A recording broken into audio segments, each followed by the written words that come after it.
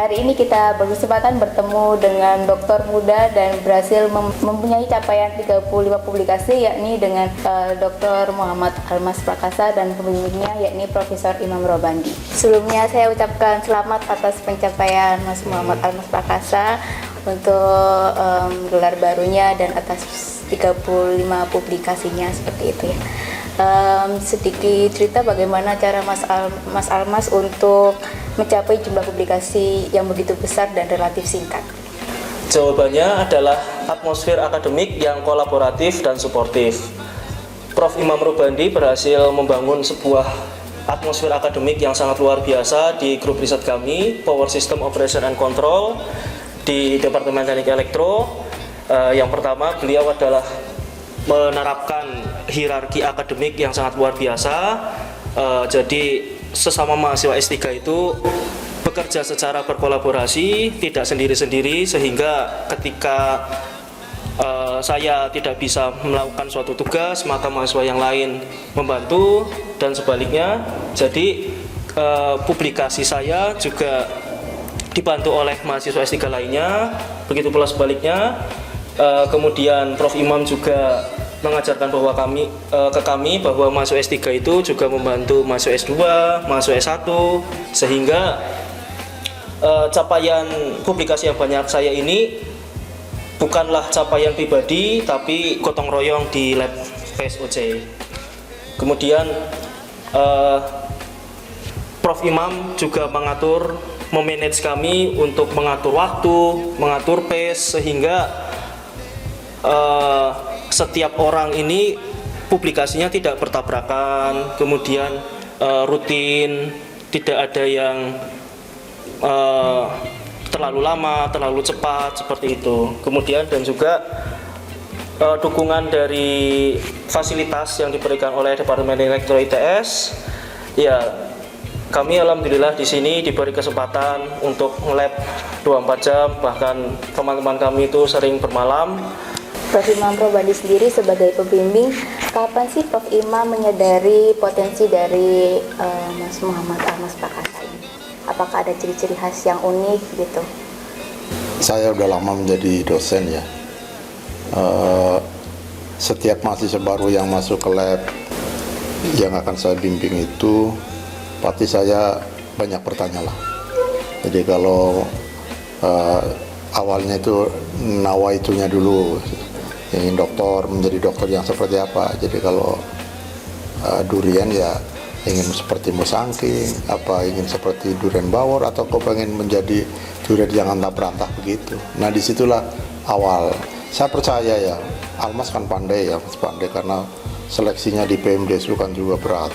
Nah dari situlah, dari potensi yang hebat itu, jangan sampai kita di situ itu ya membuang waktu dan juga ya mengabaikan sesuatu sehingga dia tidak berprestasi maksimal. Saya rasa itu dan inilah yang bibit awal ini yang kita garap bareng-bareng bersama-sama untuk menjadi sukses. Untuk mencapai volume publikasi yang seperti ini pasti ada strategi dari Mas Almas untuk membagi metode waktu dan alur kerjanya begitu ya. Apakah bisa dibagikan untuk teman-teman yang di luar sana begitu? Kunci dari studi S3 menurut saya bukanlah siapa yang paling pandai dalam hal akademik, bukan siapa yang paling pintar dalam menulis, bukan tentang siapa yang paling pandai simulasi, tapi tentang bagaimana kita meramu strategi. Jadi studi S3 ini kan kita dibatasi waktu ya, 3-4 tahun. Nah, kita itu harus menetapkan target dari awal secara pas dan definitif, sehingga dalam waktu 3-4 tahun ini kita dapat menghasilkan hasil yang maksimal. Begitu pula dukungan dari promotor, pembimbing Prof. Imam Robandi selalu memanage dan mendorong mahasiswanya agar terus berkarya. Jadi beliau ini sering sekali, wah ini Almas kamu masih bisa, kamu masih bisa lebih baik ini papernya, ini sepertinya kalau misal ditambah sedikit bisa masuk Q1 dan lain sebagainya. Jadi ya promotor juga berperan penting untuk menyemangati mahasiswanya. Bagaimana peran Prof. Imam Robandi sendiri sebagai pembimbing dalam membimbing Mas Almas ini? Apakah ada pendekatan yang paling efektif untuk membimbing mahasiswa? Ini sebetulnya bukan asal, semua dosen dapat melakukan. Sederhana kok sebetulnya itu, karena tipikal setiap mahasiswa kan berbeda-beda ya.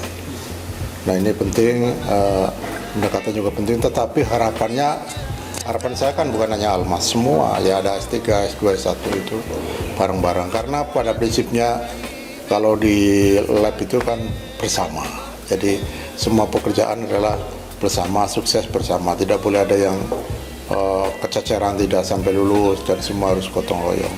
Itu yang pertama. Yang kedua, karena saya sering katakan begini, jamur itu tidak perlu disuruh tumbuh, asal ruangannya dilembabkan, jamur akan tumbuh secara otomatis. Nah ini kita membangun kelembaban akademik yang ada di lab, di research group itu untuk membangun para peserta didik, termasuk Dr. Almas ini menjadi yang spektakuler lah, saya rasa itu.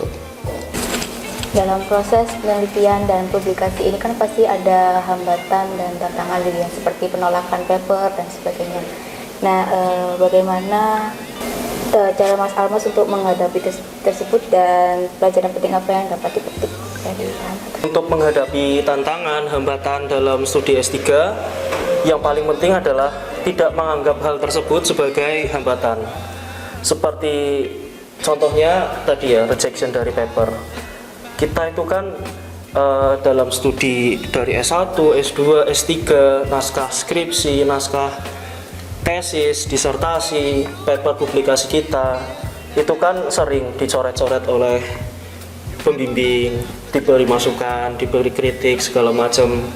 Ya itu semua kan untuk membangun agar penelitian kita, output kita itu menjadi lebih baik. Begitu pula dengan hambatan tadi, seperti papernya di reject, ditolak oleh publisher, ya udah dianggap santai saja, anggap saja ini masukan untuk menjadi lebih baik, kita perbaiki, submit lagi, selesai.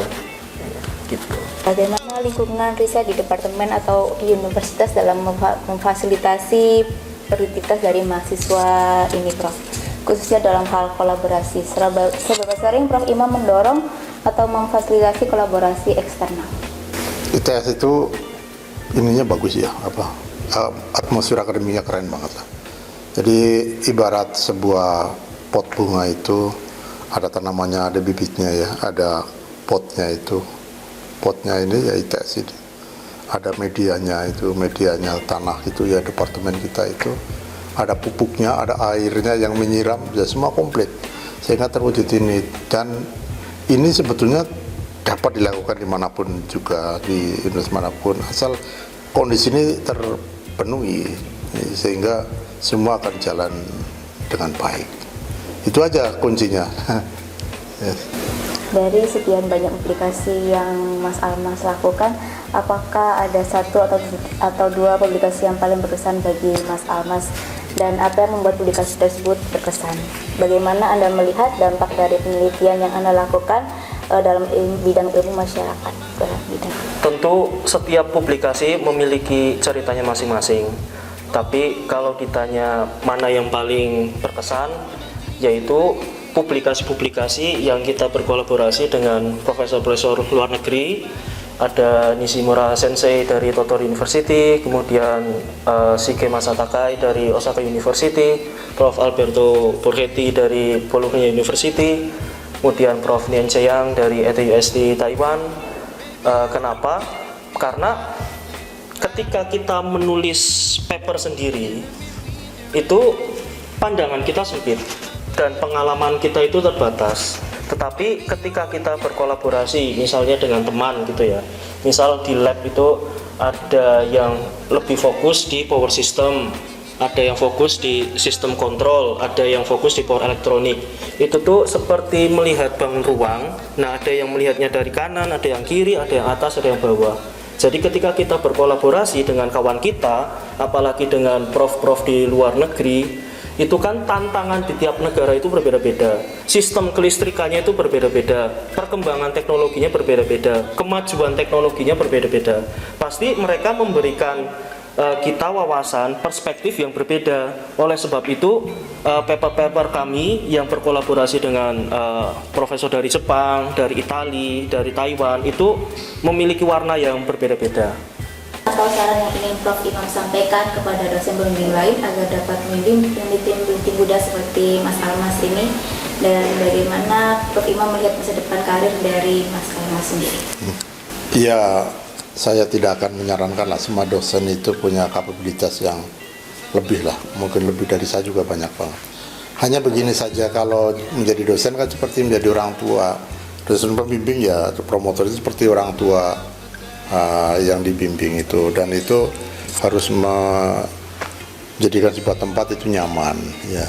Jadi kalau anak-anak bimbingan S2, S1, S3 itu sudah nyaman di situ, dan ya adalah terpaksa untuk bekerja meneliti begitu. Tapi kalau sudah ada rasa nyaman, ini saya rasa mereka akan enjoy karena akan merasakan arti sebuah tujuan. Hingga Almas, seperti Almas ya, Almas itu setiap saya berkoneksi dengan profesor luar negeri, dia suruh menghandle dengan Bologna, dengan Shibaura, dengan Totori.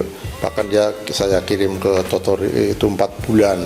Dan di sana bukan hanya dengan seorang profesor saja, tapi dengan ada Profesor Kishida, Profesor Lee, dan banyak profesor untuk selalu bergaul. Dengan juga misalnya dengan Luxembourg kita Zoom, dan Almas saya kenalkan agar terus berkolaborasi. Walaupun mungkin suatu saat sudah lepas dari ITS, tetap menjunjung hubungan baik dengan siapapun. Harapan Almas itu ya, saya percaya ini kan masih umurnya masih belia ya, masih 25, tapi dengan produk yang sudah sangat spektakuler.